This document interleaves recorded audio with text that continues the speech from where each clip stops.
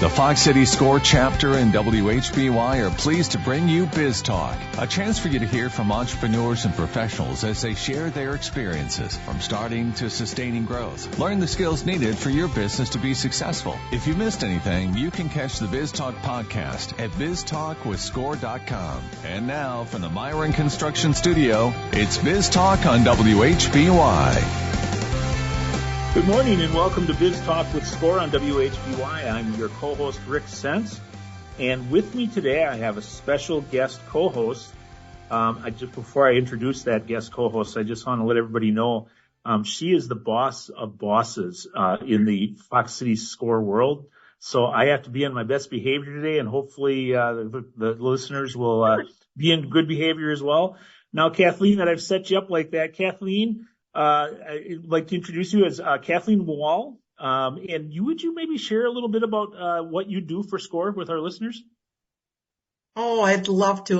There's nothing that I like to talk about more than all the wonderful experiences I've had being a volunteer for SCORE. Right now, I am the boss of bosses, but only because my title is co-chair. And there are two other people that co-chair with me. But because I had prior experience, I got the title Boss of the Bosses. I spend, easily 30 to 40 hours a week attending meetings, mentoring some of our clients, networking, and just overall being a representative of SCORE and what it does. Well, we're fortunate to have you this morning. Yeah. Thank you. Yep. And with that, listeners, I'm going to introduce you to our guest this morning. Her name is Tami Gasch, and Tami is the owner of Brilliont Blooms. Not brilliant, but Brilliont Blooms. And that business is located in Brillion, Wisconsin. Tami, welcome to the show. Thank you, Rick. I'm happy to be here. So maybe if you could just start with kind of walk us through how you got to where you are with Brilliant Blooms. Well, Brilliant Blooms started as a thought about 9 years ago at this time of year. I was working in a career that I knew I didn't want to end my working career in. And I started looking for opportunities that would utilize the skills that I had. And I've always been a creative person. A floral shop in my community came for sale, but it just wasn't the right fit for me. But over the course of our due diligence, my husband and I did a lot of education about the industry and the brainstorming things that we could bring to the table, that with encouragement from our friends, family, and financial institution, we leased a space and were able to start Brilliant Blooms with less of an investment at the front end of our journey here. So, mm-hmm. And when was that? That was spring 2015. Okay. So we've been open since September 2015. So we're just celebrating 8.5 years. We've really enjoyed, our journey here and how much we've learned over the course of the time. We had zero experience in floral before we opened. I had worked some retail at Shopco in college and stuff, but it's been a whole journey of learning and investing time and effort and energy into finding out what clicks for us, what clicks for our customers, and how we can bring the best product to market that we can. So could you walk through and maybe just describe what product line that you offer? And is it just a retail presence? Is it online as well? Those types of things? Sure. Brilliant Blooms is available on the web, brilliantblooms.com. We offer fresh flowers of all varieties, green plants, summer garden plants. We have some gift lines. We service everybody from all their different celebrations in life, from new babies to engagements, weddings, birthdays, anniversaries. And then we also celebrate, life too, in memorial services and funerals. We like to say that we're part of our customers' every stage of life, and we help to make those moments memorable. And that's a big pride factor for us is, just really getting to know our customers, knowing that the flowers we provide to them for their events, really can make a difference in how they view that time of their life. So we must be coming up on a pretty busy time because the weather, although you wouldn't know it, with snow and things that, we've experienced, but, the weather is, about to be spring here soon. So I'm imagining that your busy season, you've got Valentine's Day. I'm assuming you're busy there, but maybe a busier time of year is this time of year. Is that true? Mother's Day truly is the busiest holiday for a florist. Everybody has a mom or celebrates with a mom, whoever that figure person is with their life. Not everyone has a sweetheart. So, a lot of people think Valentine's Day is our busiest time, but it truly is Mother's Day. But with Mother's Days also comes the spring garden season is starting, and we bring in hundreds of hanging baskets, outdoor planters, bedding plants for people to take home and plant themselves. That really is like the last week of April to the second week of June is really a busy time for us with that focus. In addition, then our wedding seasons are really kicking off too with early May, mid-May, and we have proms and everything else. So we're starting to head into our busy time of the year. So when you're busy, what kind of volume are you talking about? Is it, you're working 50 hours, 60-hour weeks? Is it really a lot of overtime now, and then in slower parts, you may be working only 40 hours a week? What kind of schedule does it give you? Brilliant Blooms is a small business. It's primarily me, and my husband is a retired high school teacher. He comes in and helps. He takes care of the plants. He was an agriculture instructor. He had a greenhouse as part of his school program. And so this is his prime favorite time of the year. He likes the hanging baskets and the garden plants and stuff. So between the two of us, we're working 7 days a week for probably 6 weeks straight. Those are long days. They get tiring, but those plants need water and care every day. And we are our workforce, and that's what we do.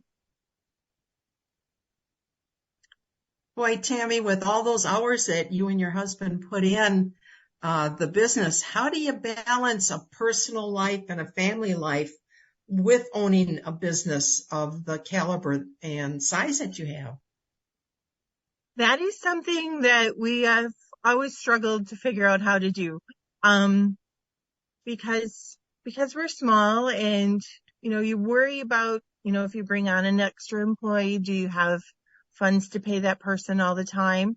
And so we've just decided that we're going to operate our business at a scale that we can handle. And we understand that there are going to be times that are very busy, but then towards the end of June, and July, we take a couple long weekends off, just go fishing, sit on the back porch, and just really take some time for some rest and relaxation a little bit. And we've discovered that if we can strategically plan a few of those weekends throughout the year, that we just really take some extra time off and unplug, that we can manage the rest. That's interesting that you break it up rather than disappearing. A lot of small business owners are snowbirds, and they close up shop and run away. But your approach is really interesting to me, and I think that's something that I'm going to suggest to some of my clients. Sounds good. Thanks. It works for us. You might take a Thursday afternoon to Sunday or something, work a weekend in there. The week for our business, the week between Christmas and New Year's is not very busy. So you might take a couple extra days there. The weeks surrounding 4th of July are generally quiet. People are out of town and vacationing. So we take a couple extra days then.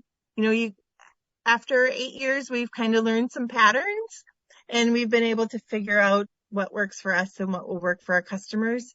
And generally, we share those times on our social media, and people are like, good, you're getting away. Have a great time. That our customers understand too that it is just the two of us and that, some downtime is needed.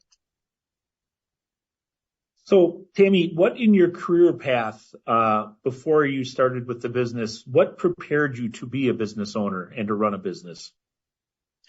Well, I have a degree in agricultural journalism.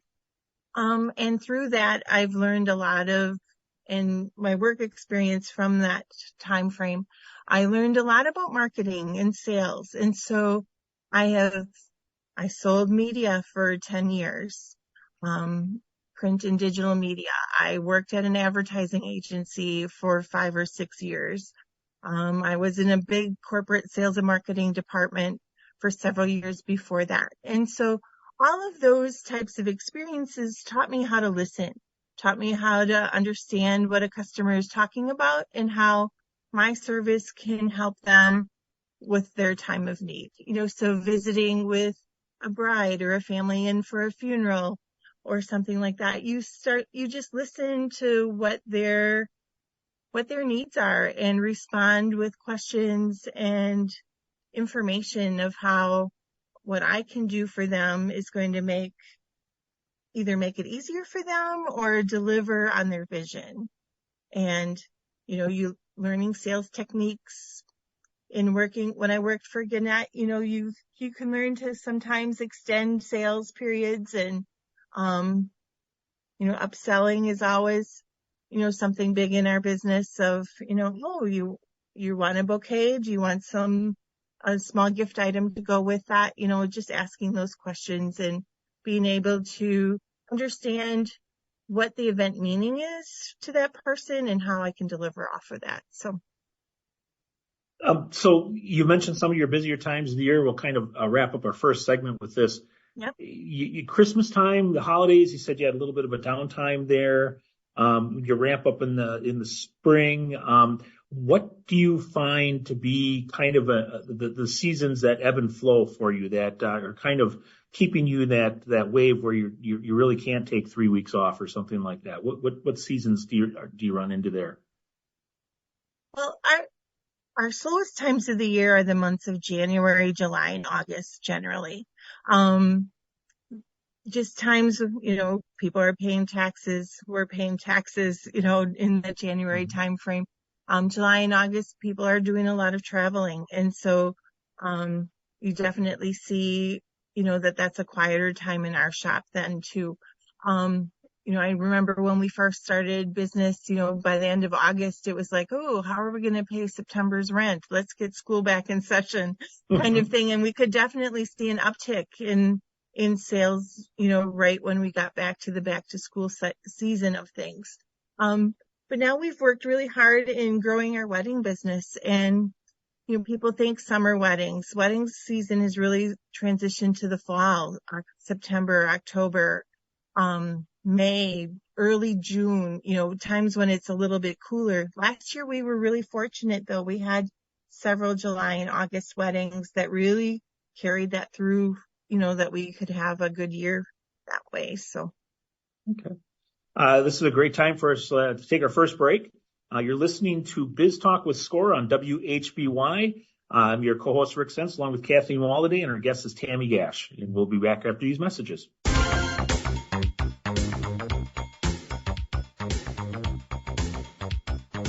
Welcome back to Biz Talk with Score on WHBY Radio. I'm your host, Rick Sense, along with special guest co-host this week, Kathleen Wall. And before we continue talking with Tami Gasch from Brilliant Blooms, I'm going to just give you a brief update on what Score Fox Cities is. Fox Cities Score serves an 8-county area with offices in Appleton, Oshkosh, and Fond du Lac. We have about 45 volunteer mentors, each an expert in their field, and offer entrepreneurs no cost and confidential mentoring.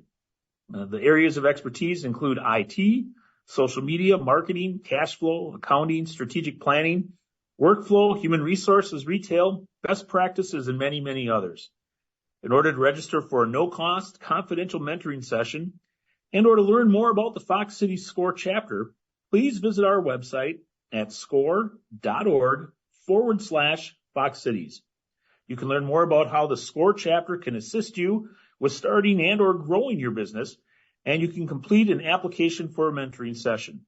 Simply complete the online form and submit it to SCORE. Within a few days, a SCORE mentor will be contacting you to set up a meeting. Remember, SCORE is no cost and offers experts who can offer you assistance in many different areas. To get started, please visit our website at score.org/Fox Cities.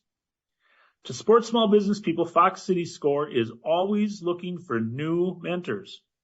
If you have experience that you would like to share with others, we'd love to talk to you. We welcome volunteers with experience in all aspects of business. Small business owners need your help, and your experience can make a real difference to their success. Go to score.org/Fox Cities. Click on the volunteer button and fill out the short application, and someone will get back to you to explain more. So thanks again for joining us on Biz Talk, and now back to the show. Kathleen, I'm going to turn the show over to you if you want to follow up with a couple questions for Tami. Well, thank you, Rick. I was so very curious during Tami's introduction to the business. Usually the most common question or things that clients are interested in is financially, how the devil did you do it? It was just the two of you. And we talk about, with a lot of clients, issues of cash flow. In other words, how do you know how much you have to put aside for those lean times? And did you know that the lean times were coming in a seasonal pattern, as you described? Well, we didn't have a lot of knowledge about the industry specifically when we first opened our business, but we had some really good mentors. We had friends in the business, and they, when we said, oh, look, we're going to open in September, they're like, that's really good because then you're heading into the holiday season, so you'll build regular traffic during that time. And then, January, the bottom kind of falls out until we wrap up for Valentine's Day, and then your Valentine's Day sales kind of carry you through the quiet March. And now, with spring coming, there's Easter and other holidays then, and Mother's Day, and then the quiet summers.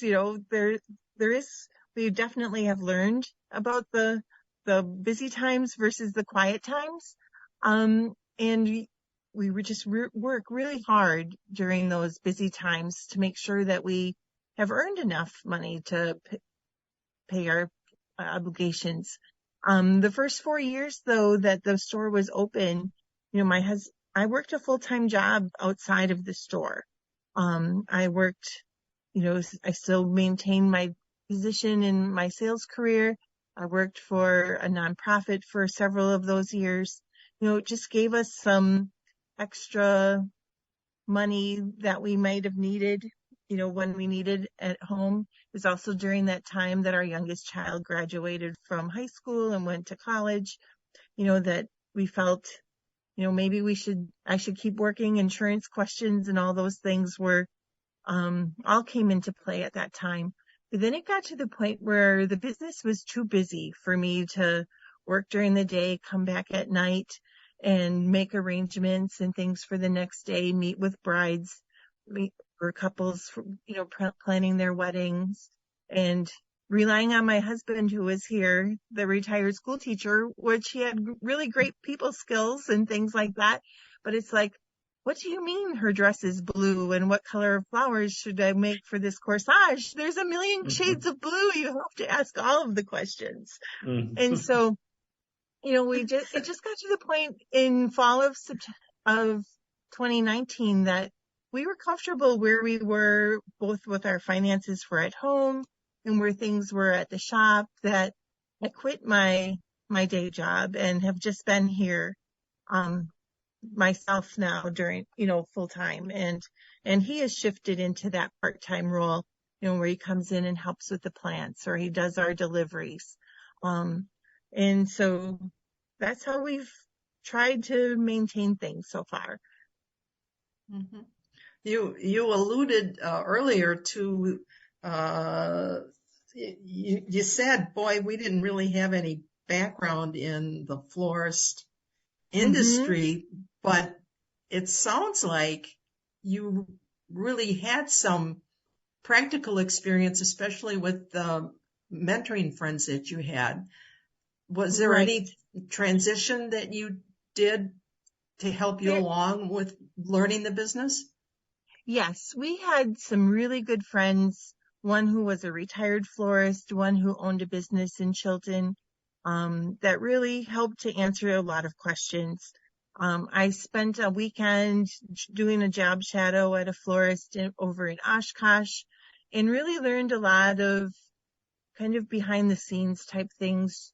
Just in a couple days, I learned things that I've used in my business every day since then. And that gentleman really encouraged me to go and find some education. And so for the summer before we opened, my husband and I went twice a week for 8 weeks to Milwaukee and took a floral design class in the evenings. And then I went back and I took a really intensive event class then for another week. So we had some basics in how to execute our designs.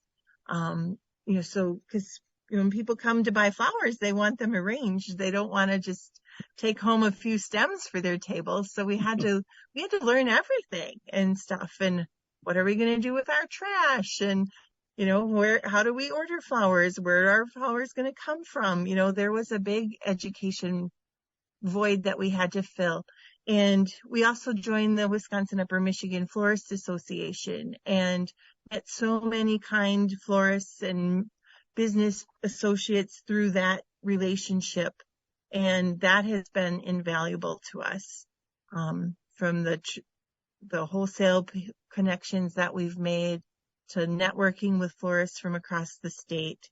If I have questions with something, it might be a mechanic of how to make something, or it might be a business financial discussion. I have people I can call and generally get some pretty straight answers. It'd be a great time to take our next break. You're listening to Biz Talk with Score on WHBY.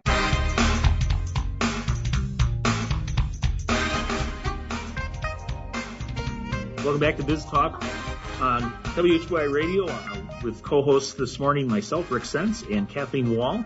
And our guest is Tami Gasch from Brilliant Blooms in Brillion. Tami, I just wanted to kind of pick up on the discussion from earlier about the business, your business model. How did you develop it, and where has it taken you? Is it a living document, or is it something that you have that you just blow the dust off once in a while, take a look at? How do you use it today? Well, when we first opened our business, Rick, we took a look at what was being offered around our community.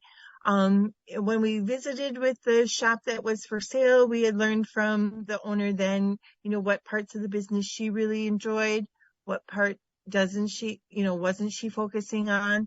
And we took advantage of I'm not really focusing on this segment of the business. And that's where we built our plan from.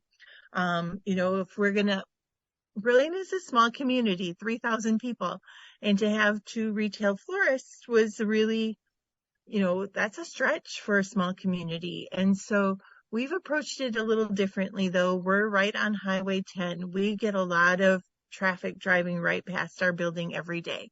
Our location is next to a McDonald's in a big parking lot that's easy to access. So we see a lot of traffic of people going from the lakeshore to the valley and wanting to stop and pick up things on whichever direction that they're heading.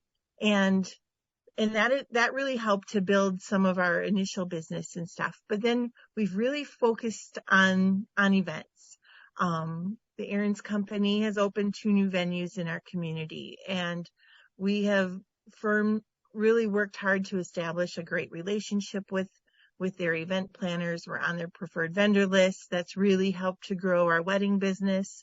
And to where we're meeting with so many couples getting married.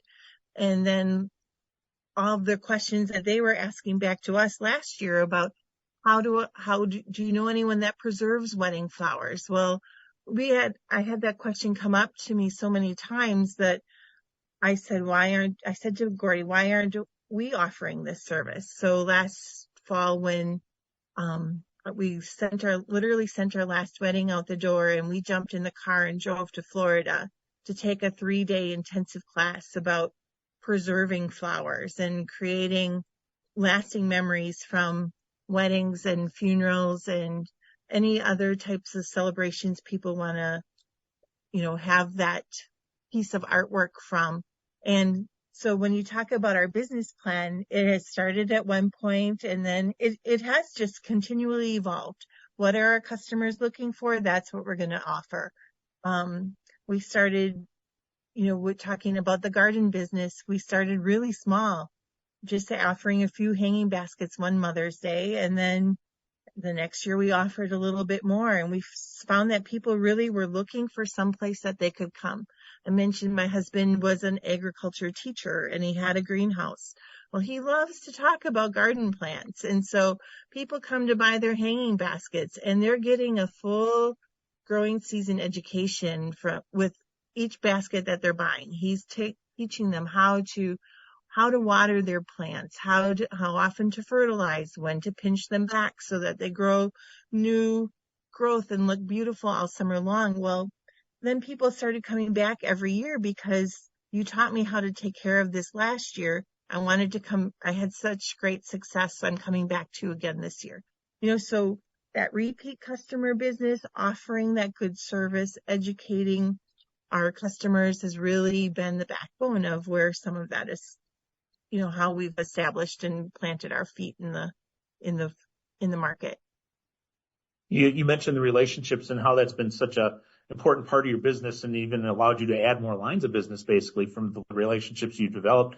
Can you maybe talk a little bit about your involvement in the community too, as far as the relationships you built that?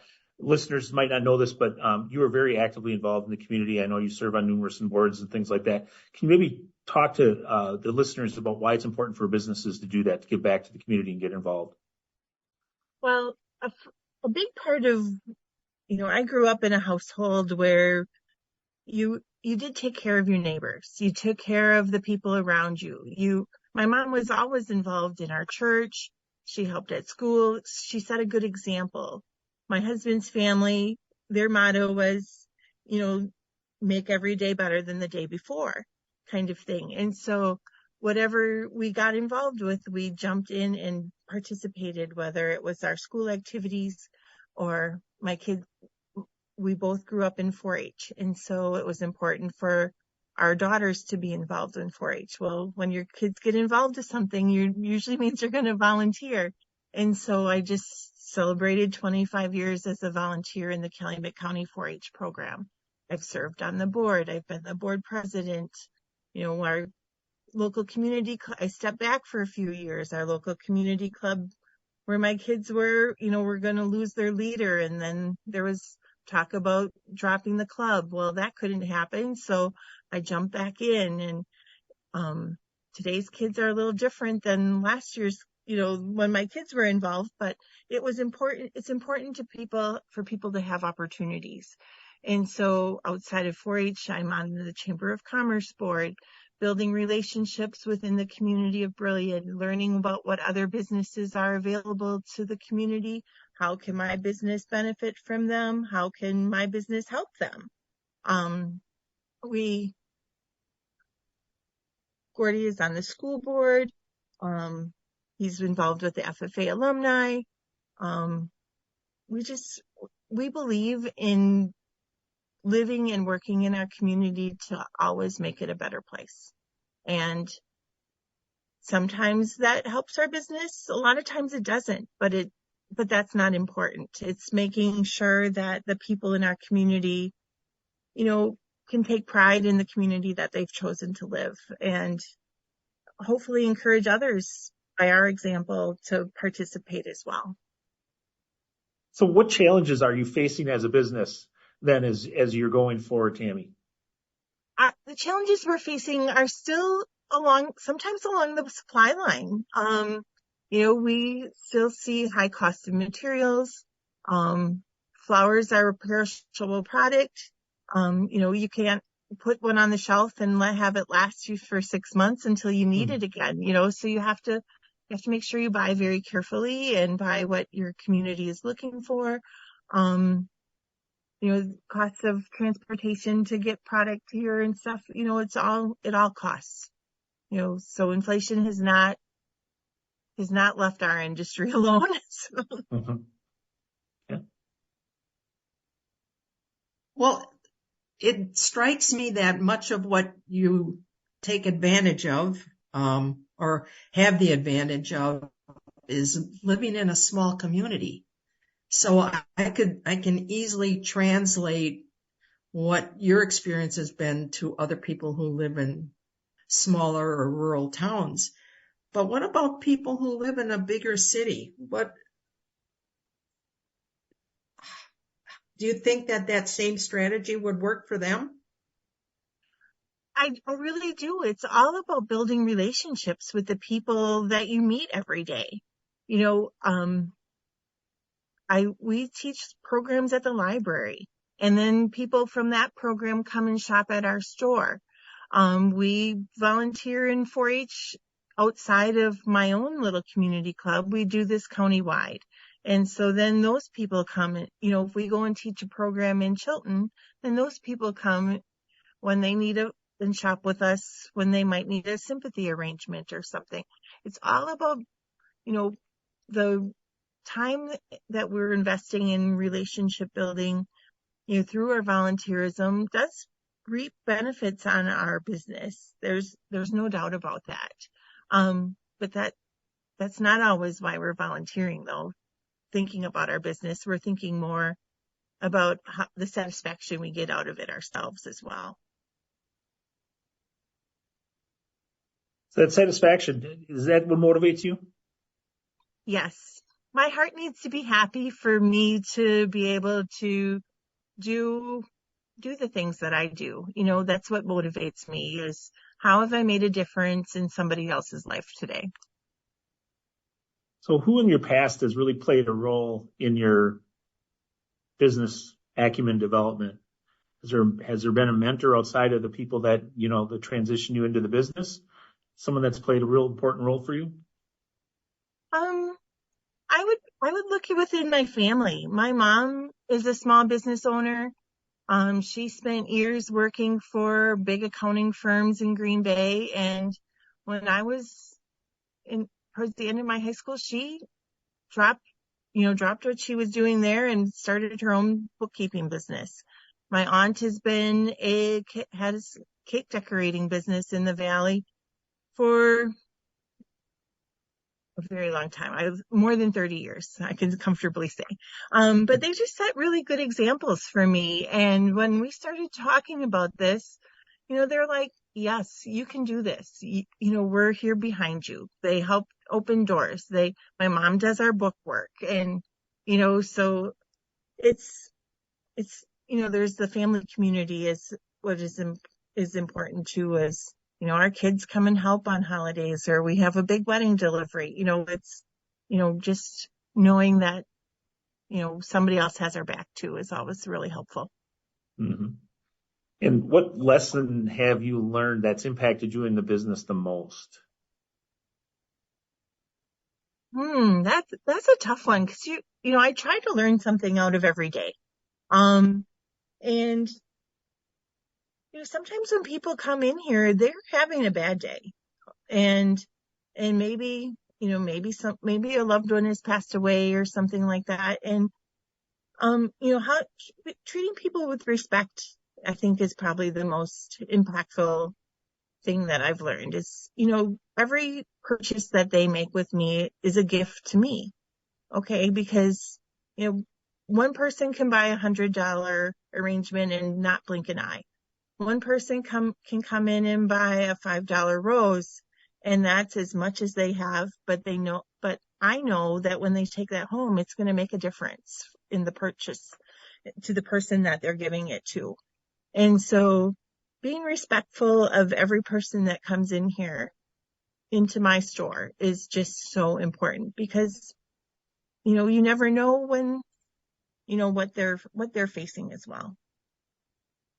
Based on all of your experiences so far in business, Tami, what lesson or what advice would you share with somebody who's saying, I'm listening to Tami, I'm really thinking I should start my own business? What advice would you give that person?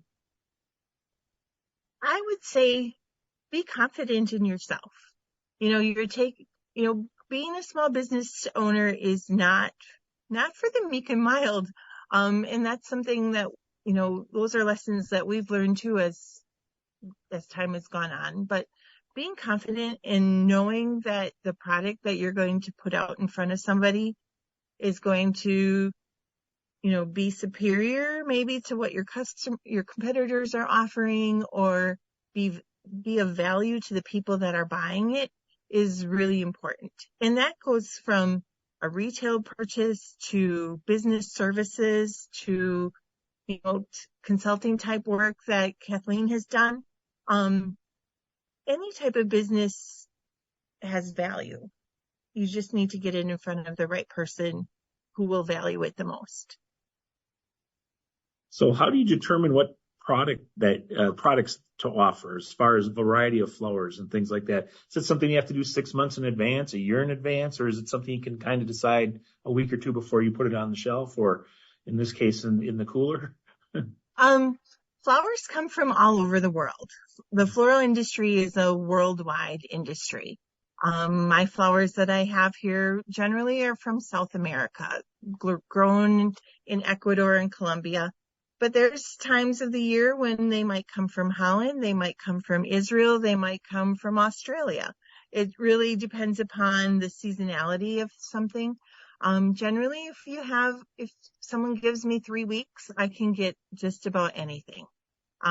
Tulips year round, lily of the valley year round. It really has become a real worldwide market. And just because it's not in season here doesn't mean it's not in season somewhere else. So what's the most exotic or unique flower or plant that somebody's asked you to order for them? Oh, we have a Hispanic community here in Brillion, and there was a gentleman that wanted a great big cactus. And, I have little coffee cup size cactus, but he wanted something that was bigger than that. And so we worked with our suppliers to find this probably head size, fan-tailed looking cactus that reminded him of where he grew up in Mexico. And, just making those types of connections, I just find so satisfying. Looking back at your entire career, what would you do differently? What would you change about where you are at right now, or that you've learned along the way that you could learn from to go ahead and change? What would that be, Tami? I don't think I'd change anything, Rick. I have had such great experiences from the time I graduated from college in the early 90s and the job market was tough. I worked at temp services because I came back to where my husband was teaching. He had the job that was supporting our family, provided the insurance and stuff. And so I just kind of followed along there, and I just kept finding opportunities that always made my experience better for the next job I would take. And so coming into the floral industry is really, and running this store and meeting with customers every day is really an accumulation of everything, all the different jobs that I've had. For a long time in my career, every 3 years I was changing jobs because I got bored with the role I was in and there wasn't an opportunity to grow. So I would jump to the next opportunity that there was. And so then I spent, 10 years working in selling media and building relationships and learning those skills. And now we've been here for 8 years. I think it's a good testament to, to the challenge that this business provides. Every day is different. Every day brings new people in the store. If you ask what thing I would change about the store is I miss having coworkers. I came from big office environments and always having somebody else around, chatter going on around me. And so some days are a little lonely here when there's only a couple people wandering in, but then you get a busy holiday and you're just working your butt off. And those days are thrilling to me, where they might be cumbersome or intimidating to other people. I thrive off of that energy and that excitement and, delivering a big wedding and seeing how the flowers that I'm providing can really bring a space to life. That's exciting. And we walk out of the venue sometimes and we're like, yes, that place really looked great. It's just, something really to get excited about. So. All right. I think this would be a perfect time to take our last break. You've been listening to Biz Talk with Score on WHBY, and we'll be right back after these messages.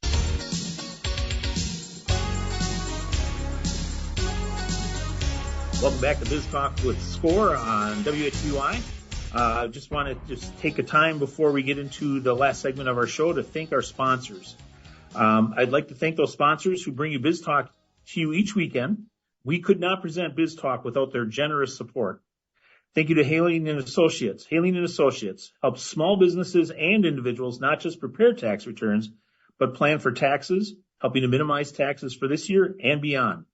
Haling & Associates, personal connection, positive results. And a special thank you to the Business News for promoting our program in the biweekly business newspaper serving Northeast Wisconsin. If you aren't already subscribing to the Business News, you should. The paper is delivered biweekly and contains relevant and useful information about the business community in Northeast Wisconsin. So thank you again to our sponsors. Again, without them, there would be no Biz Talk with Score on Saturday mornings on WHBY. So Tami, could you maybe give listeners some information on how they can connect with you and Brilliont Blooms? Sure. Brilliant Blooms is located right on Highway 10 in the middle of Brillion, I would say. We're in the same business complex that the McDonald's is, makes it an easy standout, flagship there. Our phone number is 920-756-3939, and you can call or text that number.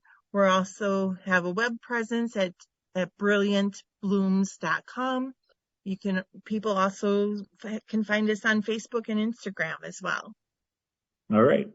We're going to wrap up with this question for today's show, Tami. What do you have planned for the future? Well, we just spent the weekend at our Floral Association State Conference, and we shared a lot about our new floral preservation services that we offer, and that's an area we find really as an opportunity for growth in our business. And so we're just always open to new ideas, and it's important that people listen to what their customers are asking for, because you never know what avenue might open for you. Any future additions, new location, anything like that? Not for the time being. We've got a couple of years left on our lease, so we'll be staying put for a little bit longer yet. So, okay. We have a little bit of time. I'm just going to ask one more question on the business side of things. We talked earlier about the advice you'd give.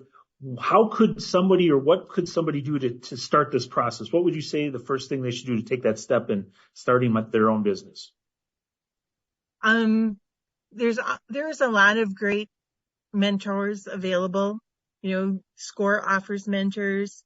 Our economic development office through Calumet County has relationships with SBA. We met with an SBA representative before we started. There's a lot of really great mentors available, and don't be afraid to ask other business owners even that because their experiences are relatable and valuable to you. All right. Tami, thank you again so much for being on the show this morning. It's been a great conversation. It's always fun when I look down at my prep sheet and see that I only got through about half the questions that I wanted to today. So that's always a sign of a good show. And Kathleen Wall, thank you so much for being our special guest co-host today. My pleasure. Believe me. Thank you so much for the opportunity. And good luck to you, Tami. Thank you so much. I really appreciated being able to visit with you both today. If you'd like to listen to this again, please go to our website to take a listen to the podcast. And thank you again for joining us. We'll catch you next week. Thank you.